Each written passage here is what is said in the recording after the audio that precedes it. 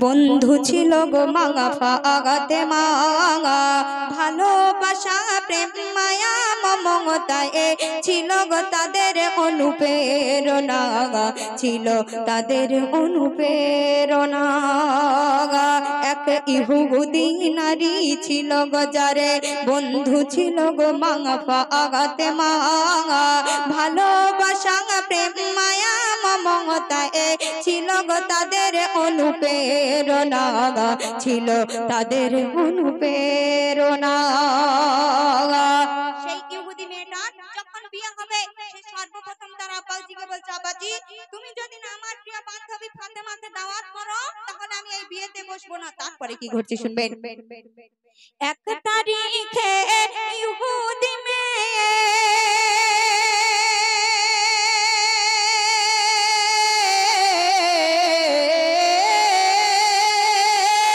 এক তারিখে ইহুদি মেয়ে বিয়ে হবে দিন ঠিক হলো, মেয়ের পিতা একে একে সব প্রিয়জনেদের দাওয়াত দিল, প্রিয়জনেদের দাওয়াত দিল।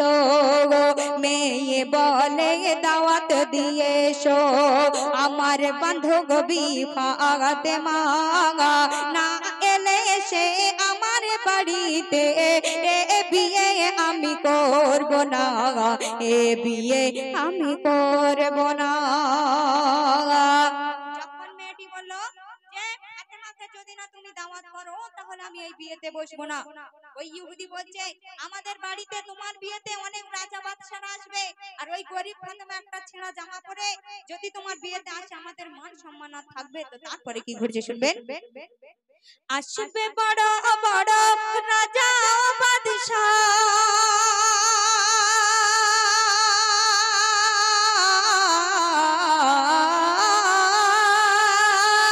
আসবে বড় বড় রাজা বাদশা তোমার বিয়েতে আমার বাড়ি,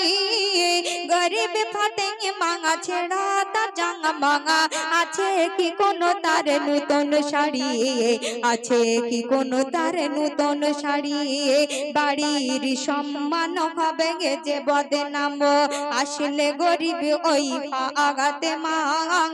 শোনো ও বেটি তোমার কথা মেনে নিতে আমি পারবো না, মেনে নিতে আমি পারবো না। মেয়েটি একটি জেদ ধরে বসে রয়েছে, আমার বান্ধবীকে না বললে আমি বিয়েতেই বসবো না। অনেক বলার পরে তখন ইহুদি যখন রাজি হয়ে গেল এবং সেই ইহুদি তার মেয়েকে বলে দিচ্ছে যদি ফাতেমা আমাদের বাড়িতে আসে বিয়েতে তাহলে নতুন পোশাক পরে তাহলে আসতে হবে। তারপরে কি ঘটছে শুনবে।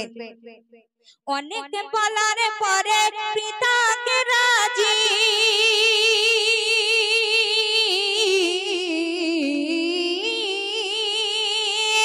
অনেক বলার পরে পিতাকে রাজি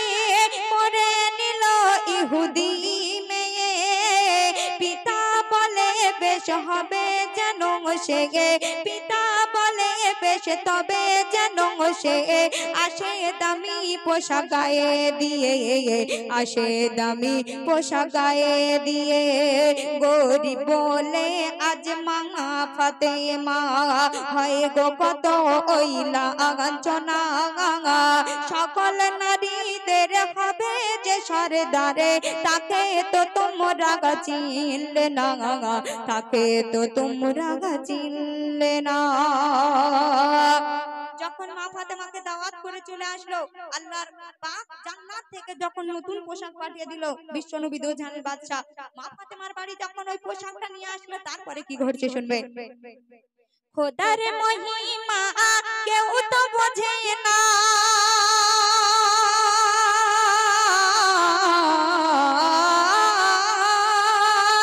খোদার মহিমা কেউ তো বোঝে না। জিবরিল এলো মোর নবীর কাছে, জান্নাত হতে কিছু সামান আজ দিয়ে গেল মোর নবীর হাতে, দিয়ে গেল মোর নবীর হাতে।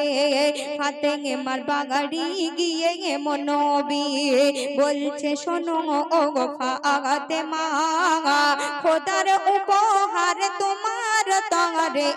কবুল করো এ নাজরানা কবুল করো এ নাজরানা। মা ফাতেমা যখন ওই জান্নাতি পোশাক পরে ইহুদিদের বাড়ি আসলো, সমস্ত নারীরা ইহুদি মেয়েরা তখন মা ফাতেমাকে দেখছে আর জিজ্ঞাসা করছে তুমি কোথা থেকে পেয়েছো এই জামাটা, কত নিয়েছে, কোন দোকান থেকে কিনেছো? মা ফাতেমা কি উত্তরে বলছেন সেই সম্পর্কে সে লিখছে শুনুন। যখন ফাতেমা আসলো সে বাড়ি,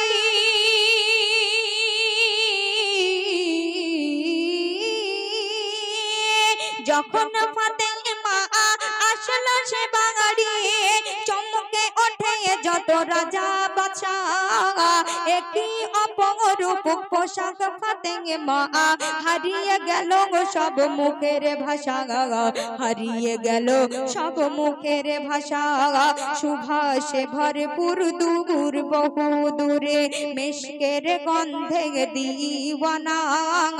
কোথায় রাজা কোথায় বাদশাহ, করে ফাতেমাকে পেখানা, করে ফাতেমাকে পেখানা। প্রত্যেকটা নারীর একটা করে অভ্যাস খারাপ থাকে, যদি কোনো একটা মেয়ে নতুন সুন্দর পোশাক পরে যায় আমরা সবাই তার দিকে তাকিয়ে থাকি। যখন মা ফাতেমা সুন্দর পোশাকটা পরে ওই ইহুদি নারীর বিয়েতে আসলো, ওই ইহুদি নারীরা সমস্ত নারীরা মা ফাতেমার কাছে গিয়ে জিজ্ঞাসা করছে তুমি কোথা থেকে কিনেছো এই পোশাক আর কত টাকা নিয়েছে, সেই দোকানের ঠিকানা কোথায়? মা ফাতেমা শেষ কথায় কি বলছে শুনুন। দোকানের মালিক আল্লাহ তাআলা,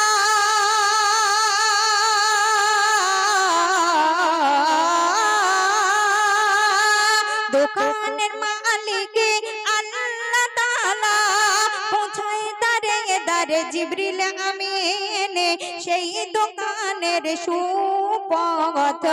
ইহদিনাস সিরাতাল মুস্তাকিম, ইহদিনাস সিরাতাল মুস্তাকিম। শোনো ইমরান ফাতেমার বয়ানে অশ্রু ঝরে চোখের কণা, একে একে সব ফাতেমার হাতে পড়ে নিল যে কলেমা, পড়ে নিল যে কলেমা। এক ইহুদি নারী ছিল গো যারে বন্ধু ছিল গো মা ফাতেমা, ভালোবাসা প্রেম মায়া মমতা ছিল গো তাদের অনুপ্রেরণা, ছিল তাদের অনুপ্রেরণা। এক ইহুদি নারী ছিল গো যারে বন্ধু ছিল মা ফাতেমা, ভালোবাসা প্রেম মায়া মমতা ছিল গো তাদের অনুপ্রেরণা, ছিল তাদের অনুপ্রেরণা। যখন আল্লাহর সঙ্গে তুর পাহাড়ে উঠে মুসা নবীর সঙ্গে কথা বলতে যায়, সরাসরি দেখা করতে যায়, কথা বলতে চায়, তখন একটা মেয়ে সেই মুসা নবীকে বলছে গো নবী আমার তো অনেক দিন বিয়ে হয়ে গেল, আমার কোনো বাচ্চা হয় না, যদি তুমি আল্লাহ পাককে জিজ্ঞাসা করো আমার কোনো সন্তান হবে কিনা তাহলে আমার বড়ই উপকার হয়। মুসা নবী তুর পাহাড়ে উঠলো এবং আল্লাহ পাককে বলল আল্লাহ অমুক একটা নারী আমাকে বলল তার কোনো বাচ্চা হবে কিনা, তখন আল্লাহ পাক সরাসরি বলে দিল ওই নারীর গর্ভে আমি কোনো সন্তান রাখিনি, তার কোনো সন্তান হবে না। মুসা নবী রাস্তা দিয়ে যখন হেঁটে হেঁটে যাচ্ছে ওই নারীটা আবার জিজ্ঞাসা করলো গো নবী আমার কোনো সন্তান হবে কিনা তুমি আল্লাহকে জিজ্ঞাসা করেছিলে? মুসা নবী বলল গো নারী তুমি দুঃখ পেও না, আল্লাহ পাক তোমার গর্ভে কোনো সন্তান রাখিনি, তোমার কোনো সন্তান হবে না। তো সেই নারীটা কেমন করে সন্তান হলো, কিভাবে সন্তান হলো সেই ঘটনামূলক কালাম আপনাদের সম্মুখে পরিবেশন করব, একটু মন দিয়ে শুনবেন। অনেক মা বোনেরা আছে, দাদা ভাইরা আছে, তারা গল্পে ব্যস্ত থাকে, কিন্তু তাদের কাছে অনুরোধ করব ওয়াজটা একটু মন দিয়ে শুনবেন। আল্লাহ পাক নবীজির মুসা নবী দোয়া কবুল করলেন না, একটা ফকিরের দোয়া কেমন ভাবে কবুল করেছিলেন সেই উদ্দেশ্য করে শায়র লিখছে, মন দিয়ে শুনবেন, তাদের প্রতি ইশারা রাখুন শুধু। ফকির আগে নাঙ্গা নবী আগে তো শুনো শুনে কেউ যেও না রেগে, ফকির আগে নাঙ্গা নবী আগে তো শুনো শুনে কেউ যেও না রেগে। এক নারীর তারে মুছা প্রশ্ন করে, এক ফকির দেখো তার দোয়া করে, ফকির জঙ্গলের ধারে মুসা তুর পাহাড়ে দুজন দোয়া করে ও আল্লাহর দরবারে ফকির আগে না নবী আগে তো শুনো শুনে কেউ যে ওনার গে যখন মুসা নবী ওই নারীটাকে বলল তোমার গর্ভে কোনো সন্তান নেই তোমার কোনো সন্তান হবে না তো তারপরে সেই নারীটা অনেক দুঃখ পেয়ে গেল এবং তারপরে যখন সে খেতে বসে গেল একটা ফকির রাস্তা দিয়ে হেঁটে হেঁটে যাচ্ছে আর সে বলে বলে যাচ্ছে যদি কেউ আমার ক্ষুধা নিবারণ করতে পারো আমি আল্লাহ পাকের কাছে দোয়া করব আর আল্লাহ পাক সেই দোয়া কবুল করে নেবে আমাকে যদি কেউ একটা রুটি দেয় সেই একটা রুটির বিনিময়ে একটা সন্তান হবে ওই নারীটা ছুটে এসে ওই ফকিরটাকে বলল ফকির বাবা তুমি যে কথাটা বললে সেটা কি সত্যি হবে তখন ওই ফকির বলেছিল ওগো নারী তুমি যদি আমার ক্ষুধা নিবারণ করতে পারো তাহলে আমি আল্লাহ পাকের কাছে দোয়া করব আল্লাহ পাক নিশ্চয়ই তোমার কোনো সন্তান দেবে তো তারপরে কি হচ্ছে শুনবে এক দুঃখী নাঙ্গারি মিনতি করি মুসা নবীকে ধরি তুমি আল্লাহর সাথে তোর পাহাড়েতে কথা কও সরাসরি আমি বিরান বাগান নেই কোনো সন্তান আমি বিরান বাগান নেই কোনো সন্তানে কত বছর কেটে গেল এই দুঃখীর আরমান চাই যে সন্তান এ কথা আল্লাহকে বলো তারপর মুসা ওঠে পাহাড়ের চূড়ায় এ কথা আল্লাহকে জানায় আল্লাহ বলে মুসা আমি ওর নসিবে কোনো সন্তান রাখি না এই কথা শুনে মনে মনে নারীর নাজারি কগরে একটা ফকির এসে বলে সন্তান হবে তো ঘরে ঘরে কি করে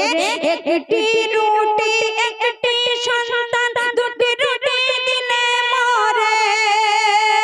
আর দুটি রুটিতে দুটি সন্তান হবে তো ঘরে ঘরে ফকির বলছে হবে তো ঘরে ঘরে মোরা লাগা কিনা করে দে পারে ফকির জঙ্গলের ধারে যখন সেই নারীটা দুটো রুটি নিয়ে ওই ফকিরকে খাইয়ে দিল ফকির ওখানে দাঁড়িয়ে দাঁড়িয়ে আল্লাহর কাছে দোয়া করল আল্লাহ গো এই নারীর যেন সন্তান হয় আল্লাহ তুমি এই দোয়া কবুল করে নাও তো তারপরে যখন সেই 2 বছর ঘুরতে ঘুরতে সেই নারীটার দুটো সন্তান হয়ে গেল সেই দুটো সন্তানকে নিয়ে রাস্তার ধারে দাঁড়িয়ে আছে মুসা নবী তুর পাহাড়ে আল্লাহর সঙ্গে কথা বলতে যাবে আর সেই দুটো বাচ্চাকে দেখাবে যখন মুসা নবী রাস্তা দিয়ে হেঁটে যাচ্ছে দুটো বাচ্চাকে নিয়ে সেই নারীটা বলছে ওগো নবী তুমি তো বলেছিলে আমার কোনো সন্তান হবে না তাহলে এই দুটো সন্তান কেমন করে হলো মুসা নবী অনেক রেগে গেল আর তুর পাহাড়ে উঠে আল্লাহকে বলছে আল্লাহ গো আমি নবী আমার দোয়া তুমি কবুল করলে না ওই ফকিরের দোয়া কেন কবুল করলে সেই উদ্দেশ্য করে সবাই লিখছিস দুটি রুটি নিয়ে নিজে না খেয়ে দুটি রুটি নিয়ে নিজে না খেয়ে ফকিরকে খাওয়ায় ফকির বলে ভরবে ফুল গে তোর বিরান বাগিচায় নেই কোনো সন্তান পায় অগপমানে প্রতিবেশীর লাঞ্ছনা ফকির যা বলে যায় বছর ঘুরে পায়ে দুই চাঁদের কণা দুই বাচ্চা নিয়ে সেই মেয়ে দাঁড়ায় পথের ধারে যে পথ দিয়ে ওই মুসা যায় তুর পাহাড়ে আর দেখে সবই মুসা নবী অবাক হয়ে কয় কি কয় বলো বলো আল্লাহ বলো কে কেমন করে গে হয় আমি নবী আমার দাবি কেন ফিরালে মরে এক ফকিরের দোয়া কেন নিলে কবুল করে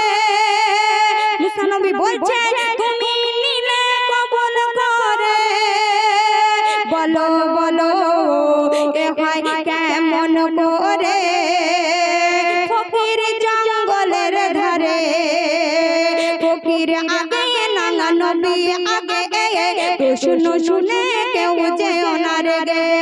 ফকির আগে না নবী আগে প্রশ্ন শুনে কেউ যেও না রেগে তুর পাহাড়ে যখন মুসা নবী উঠে বলছে ওগো আল্লাহ আমি নবী আমার দোয়া তুমি কবুল করলে না ওই ফকিরের দোয়া কেন তুমি কবুল করলে কোন ফকিরের দোয়া তুমি কবুল করলে আল্লাহ পাক মুসা নবীকে বলছে ওগো মুসা তোমার ডান হাতটা বাড়িয়ে দাও যখন মুসা নবী ডান হাতটা বাড়িয়ে দিল আল্লাহ পাক একটা ছুরি এবং একটা থালা সেই মুসা নবীর হাতে দিয়ে দিল আর বলে দিল ওগো মুসা ওই দুনিয়াতে অনেক মানুষ আছে তুমি যদি তাদের কাছ থেকে ওই মানুষের একটু গোশ এবং একটু রক্ত এনে আমাকে দেখাতে পারো তাহলে তুমি এর উত্তর পেয়ে যাবে তো যখন মুসা নবী সেই থালা এবং ছুরি নিয়ে সমস্ত মানুষের কাছে গিয়ে বলছে আল্লাহ পাক একটু মানুষের গোশ এবং একটু রক্ত চেয়েছে যদি তোমরা দাও ওই আখেরি বেলা আল্লাহ পাকের দোস্ত হয়ে যাবে কোন মানুষ একটু গোশ এবং একটু রক্ত দিল না তারপরে কে দিল এবং কেমন করে দিল সেই উদ্দেশ্য করে শায়খ লিখছে শুনুন এক থালা গাধগরি এক হাতে চুগুরি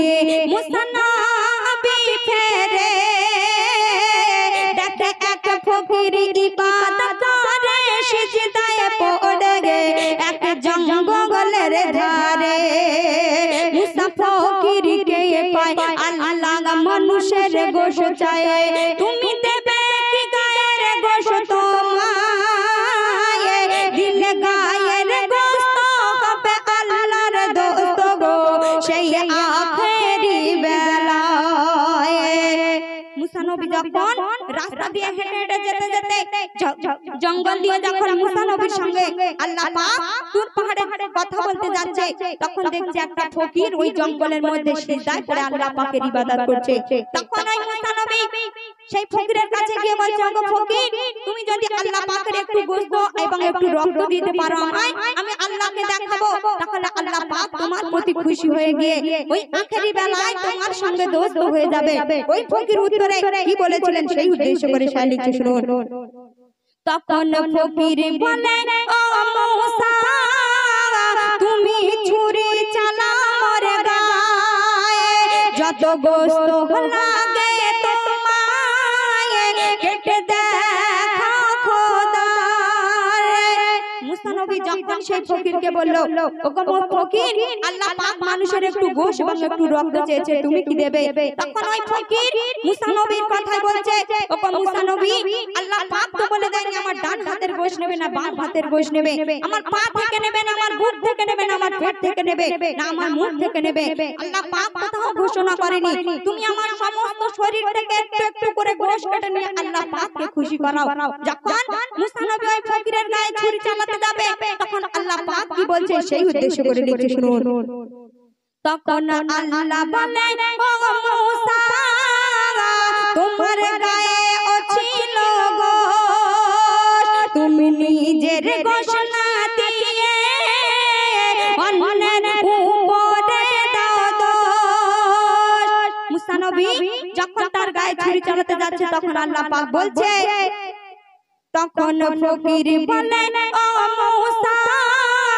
তুমি ছুরি চালাও মোর গায়ে যত গোশত লাগে তোমায় কেটে দেখো খোদা তখন আল্লাহ বলে ও গো মুসা তোমার গায়ে ছিল গোশ তুমি নিজের গোশ না দিয়ে কেন অন্যের উপরে দাও দোষ যখন মুসা নবী ফকিরের গায়ে ছুরি চালাতে গেল তখন আল্লাহ পাক বলছে ওগো মুসা খবরদার ওই ফকিরের গায়ে তুমি ছুরি চালাবে না তখন মুসা নবী বলল আল্লাহ তুমি তো বলেছিলে মানুষের একটু গোশ এবং একটু রক্ত দেখতে আমি তো মানুষের গোশ এবং একটু রক্ত তোমাকে দেখাচ্ছি তখন আল্লাহ পাক বলল গো মুসা ওই ফকির আমার প্রেমে মগ্ন হয়ে গিয়ে আমার ইবাদতে মগ্ন হয়ে গিয়ে আমার প্রেমে পাগল হয়ে গিয়ে ওর শরীরের সমস্ত রক্ত এবং গোশ আমাকে দিতে চেয়েছো গো মুসা তুমি কিন্তু একটা উপাধি পেয়ে নবী হয়েছো তুমি কিন্তু ওই দুনিয়ার মাঝখানে একটা মানুষ ছিলে তুমি তোমার গায়ের একটু গোশ এবং একটু রক্ত আমাকে দিতে পারতে ওগো মুসা তুমি তা না করে সমস্ত মানুষের কাছে গিয়েছে একটু গোশ এবং একটু রক্তের জন্য, তুমি তোমার নিজের গায়ের গোশ দাওনি। কিন্তু ওই ফকির আগে পিছু কিছুই না ভেবে ওর শরীরের সমস্ত গোশ এবং রক্ত আমাকে দিতে চেয়েছে, তাই আমি তুমি নবী হওয়ার শর্তেও তোমার তো আমি কবুল করলাম না, ওই ফকিরের দোয়া আমি কবুল করেছি। শেষ কথায় কবি লিখছে শুনুন। তখন ফকির বলে ও মুসা তুমি ছুরি চালাও মোর গায়ে, যত গোশত লাগে তোমায় কেটে দেখা খোদা রে। তখন আল্লাহ বলে ও গো মুসা তোমার গায়ে ছিল গোশ, তুমি নিজের গোশ না দিয়ে কেন অন্যের উপরে দাও দোষ। আর ওই সেই ফকির যার দোয়া আমি করেছি কবুল, ও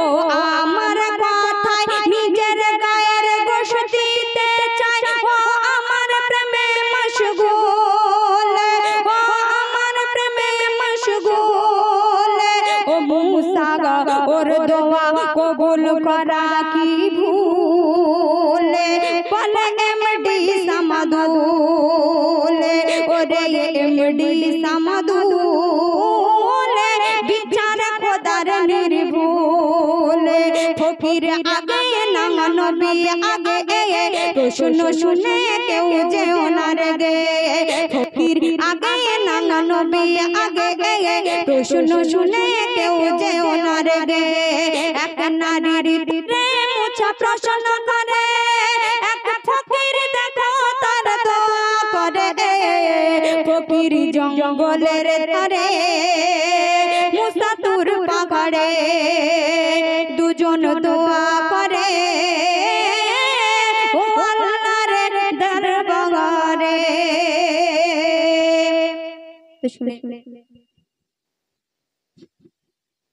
তো এতক্ষণ